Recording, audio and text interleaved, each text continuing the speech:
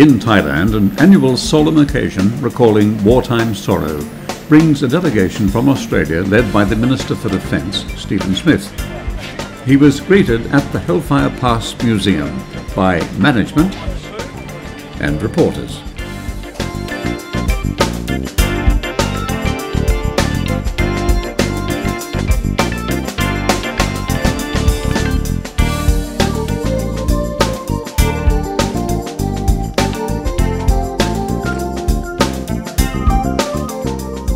The Australian Government is very grateful to His Majesty the King to allow us to be here on the base.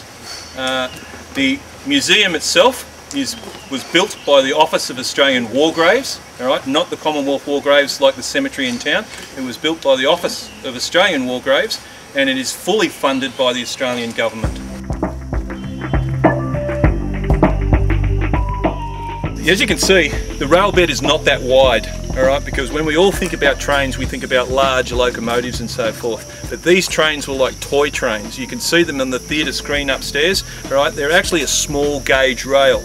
Okay, so the narrowness of the path is not very wide at all, and it's hard to really imagine a normal sized train on this rail bed.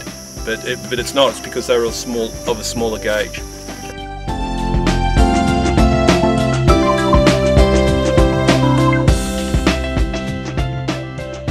Mick, it looks to me like this train bed has actually been improved a bit since I saw it. It actually has. It's been developed over the years for ease of access in and out of the pass. We've actually laid a light layer of ballast rocks down to make it easier in the wet season as well, so that the guests can come in and out without too much trouble. But they are the original sleepers that are in location, and this is the original path of the actual rail bed itself. Yeah.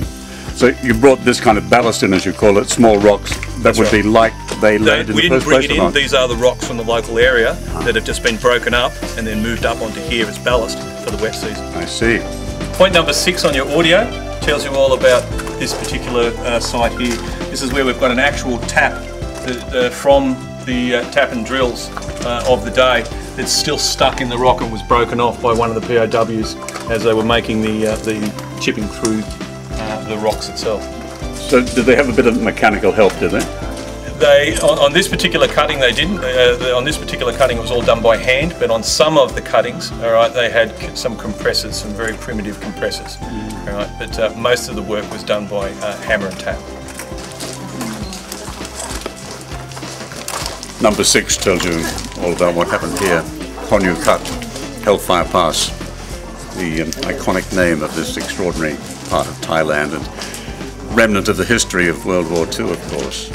Fantastic place to visit, and these Mick utterly recommends as a must-have to get the full story in more detail, he says, than anyone else can give you.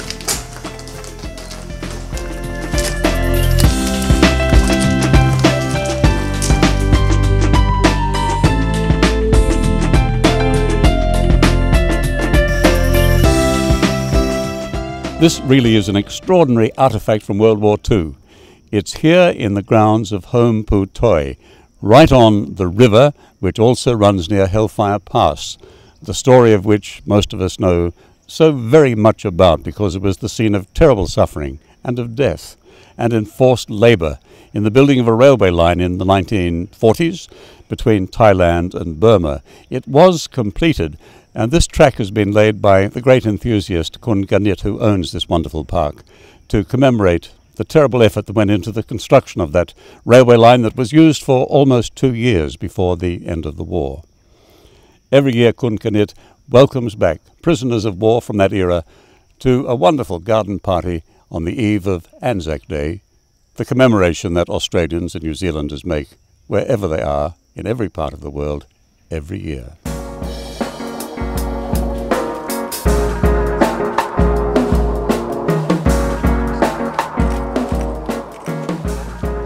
Hello, my name's Cindy Sharp. I'm the Education Department staff member that's come up here with the students from Esperance. And we were really lucky that our students really have to do a fair bit of research to be selected, so they have to submit the 2 essays. But as part of this process, we also do a number of fundraising activities within the community. and we go out to Rotary groups where they then provide us with some assistance for our travel. And I was invited to go and speak at Rotary, and I actually took along one of the students' essays, and that's what I read out to them to explain to them. How terrific! And in that event, they actually said, "Wow, this is the best talk we've had from this group in years," and they've invited us to go back at the end of our tour, and some students to go along and talk to them and mingle with them and tell them about our experiences, particularly tomorrow. At the time that I enlisted, we were fighting the Germans. I enlisted in 1941 before Japan came into the war. And we were going over there to fight Hitler.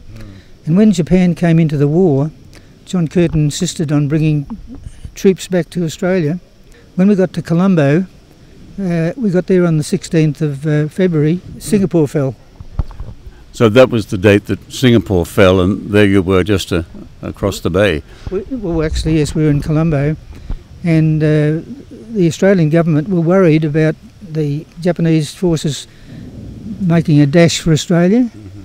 So there was 3,000 troops on the Orchids, and they rushed us across to the Dutch East Indies, thinking that the idea was to try and slow the advance of the Japanese.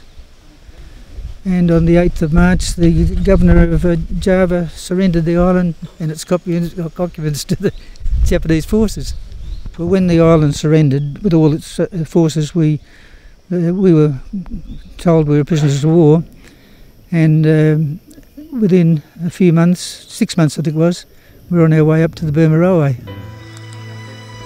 The dark, tropic night is pierced by only the candlelight of old, as survivors of wartime and their respectful countrymen come to pay homage at dawn to the memory of soldiers who died in battle, or here as prisoners of war.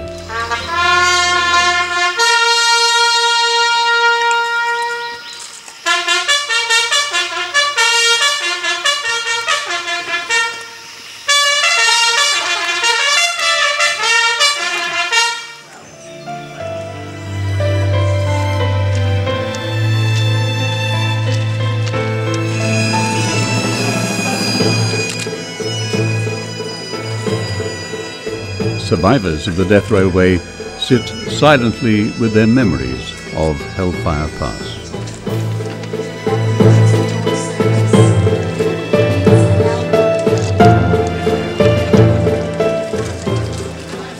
Minister, we're all privileged really to be here, aren't we, on an occasion like this at Hellfire Pass? Well, ANZAC Day is a special day for all Australians and for all New Zealanders, but being at Hellfire Pass makes it particularly poignant. What occurred here was extraordinary, the sacrifice that we saw, but also just the way in which people helped themselves, and the diggers that we meet today and the veterans, the P.O.Ws, they're just great people. It's quite extraordinary, so it's a fantastic occasion. And of course, as an Australian, you will always have known the history of this and many other theatres, but as Defence Minister, of course, you're even closer to it, aren't you? Well, on a day like today, we reflect not just on Gallipoli itself or where you are physically, Hellfire Pass, but on all the conflicts. We also spend some time thinking about those family members who've lost loved ones in our current conflict in Afghanistan. So it's become our most significant national day. It is a time to reflect upon those people who've paid the ultimate price, but it's also a celebration of some of our national values and virtues that were forged in conflict.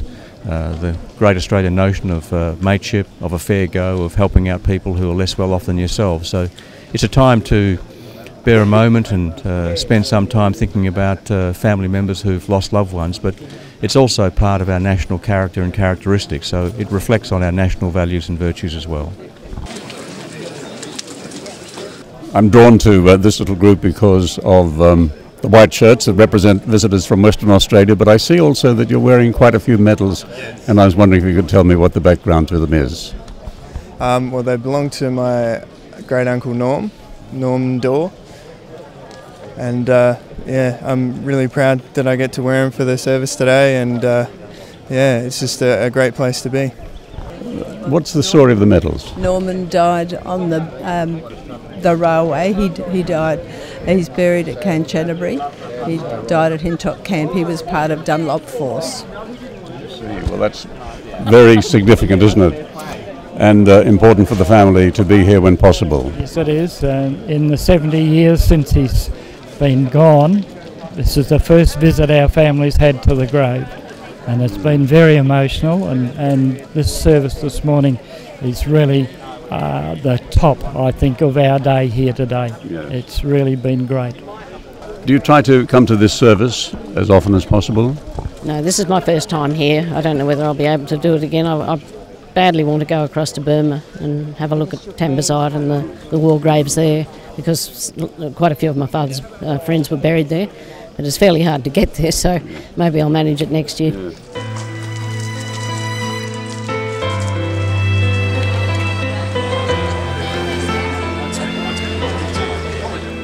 It's a splendid museum, and it also has these wonderful gardens at which the visitors on ANZAC Day gather for a shot of Australian rum in their coffee and a convivial moment or two before proceeding to Kanchanaburi and the War Memorial there, where a major service will take place at the cemetery.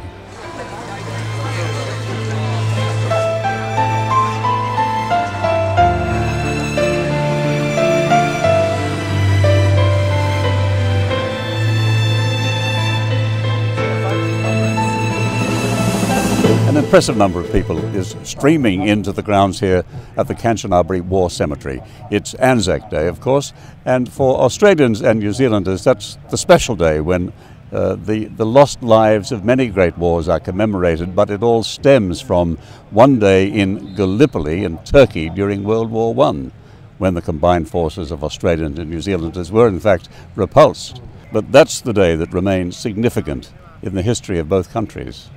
It's a great time for military mates, their descendants and many friends to remember the fallen.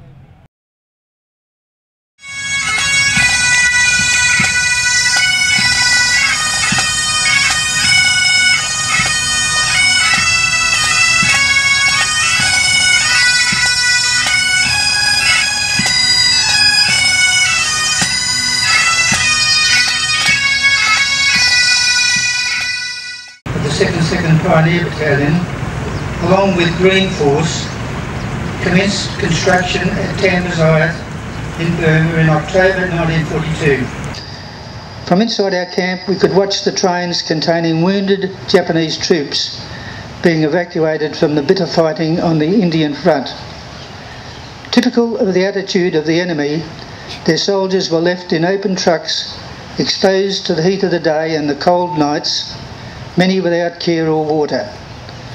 It will be something that I will forever be proud of, to see my fellow POWs share their limited daily water supply with those pitiful remnants of our enemy.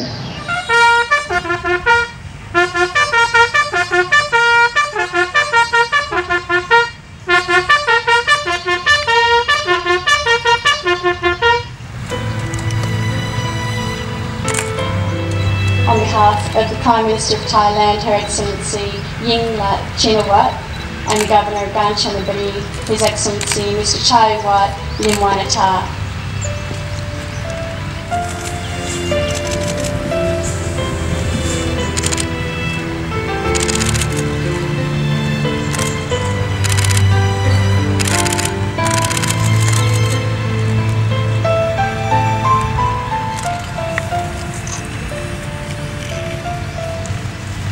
The Embassy of the Republic of Indonesia, the Embassy of the Republic of South Africa, the Republic of the Korean Embassy, Netherlands Embassy, the British Embassy, and the Embassy of the Republic of Turkey.